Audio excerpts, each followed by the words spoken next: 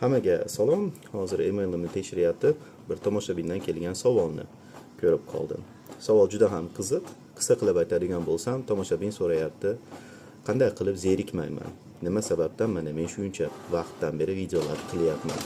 Nima meni zeriktirmaydi? Va bilasizmi, bu haqda o'ylab ko'rsam, haqiqatan ham meni zeriktirmaydigan bir narsa bor ekan. Keling sizlarga ko'rsataman, nima bu?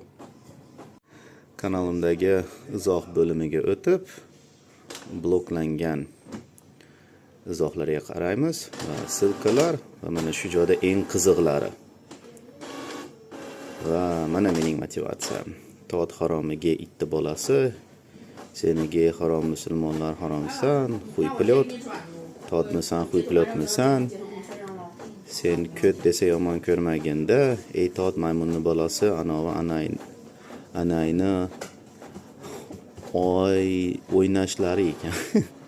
Gandon ko't va hokazo. Va mana shularni barchasini approve, ya'ni ruxsat beraman YouTube'ga qo'yilishiga.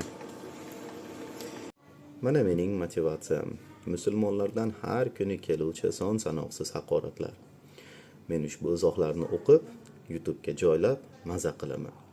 Chunki men uchun bular haqorat emas, shunchaki bu sho'rin qirg'ur musulmonlar qanchalik achinarli ahvolda ekanligidan dalolat.